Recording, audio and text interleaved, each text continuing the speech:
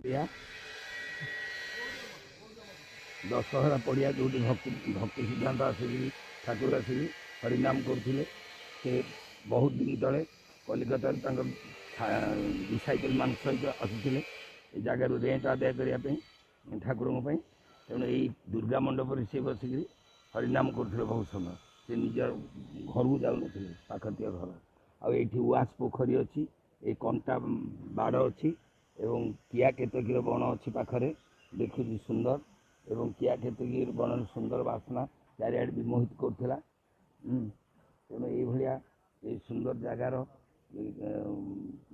ତପ୍ତ ରବିର କିରଣ ଭକ୍ତିବିନୋଦ ଠାକୁର ଭକ୍ତି ସିଦ୍ଧାନ୍ତଙ୍କର ଗୁଣ ଗାଉଥିଲା। ଏବଂ ଉଆସ ପୋଖରୀ ସେ ବର୍ତ୍ତମାନ ପୋତି ହେଇଯାଇଛି, ଉଆସ ପୋଖରୀ ପୋତି ହେଇଯାଇଛି ଏବଂ ତାର କୁଳୁ କୁଳୁ ଢେଉ ଆସିକି ଭକ୍ତିବିନୋଦ ଠାକୁରଙ୍କର ପାଦ ଧୋଇବା ପାଇଁ ସବୁବେଳେ। ଏବଂ ସେ ତାଙ୍କର ରହିବା ଜାଗାରେ ବର୍ତ୍ତମାନ ଚାଳ ଘର ନାହିଁ, ସେ ଲୋପ ପାଇଯାଇଛି।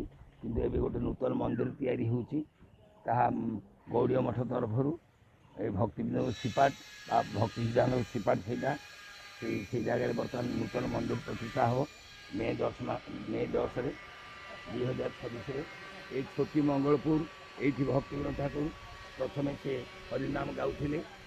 ଏଇଟା ୟା ନାଁ ଥିଲା ବାଳୁଆପଡ଼ା, ଯେହେତୁ ତାଙ୍କ ଦେହରେ ବହୁତ ବହୁତ ଲମ୍ବା ଲମ୍ବା ବାଳ ଥିଲା ଦେହରେ, ସେଥିପାଇଁ ତାଙ୍କୁ ବାଳୁଆ ବୋଲି କହୁଥିଲେ। ଏଇଟା ବାଳୁଆପଡ଼ା ଥିଲା। ଏଇଠି ସେ ଭକ୍ତିବିନୋଦ ଠାକୁର ଯେତେବେଳେ ହରିନାମ କୀର୍ତ୍ତନ କରୁଥିଲେ ଲୋକମାନଙ୍କୁ ଏଇ କୀର୍ତ୍ତନ ଦ୍ୱାରା ସେ ଆମୋଦିତ କରୁଥିଲେ। ବର୍ତ୍ତମାନ ଏଇଟା ଗୋଟେ future church of the world ହେବାକୁ ଯାଉଛି, ଯେହେତୁ ଭକ୍ତିବିନୋଦ ଠାକୁର ନାମ କୀର୍ତ୍ତନ ପାଇଁ ଜାଗା ପବିତ୍ର ପୂତ ଭୂଇଁ, ଏହାର ଧୂଳି ମସ୍ତକ ନେଲେ ଆମେ ପବିତ୍ର ହେବା। ଏବଂ ଏଇ ସେ ପ୍ରଥମେ ଏଇଟା ହେଲା ତୁଳସୀ କ୍ଷେତ୍ର, ଏଠି ସେ ପ୍ରଥମେ ହରିନାମ କରୁଥିଲେ ଏବଂ ସେ ଚାହୁଁଥିଲେ ଏଠି ବିଶ୍ୱର ପ୍ରଚାର ହେଉ। ତାପରେ ପ୍ରଭୁପାଦ ଜନ୍ମ ହେଲେ ପୁରୀରେ, ତୁଳସୀ ତାଙ୍କର ଆଶାଟା ପୁରୀରେ ପୂରଣ ହେଲା। ପ୍ରଭୁପାଦ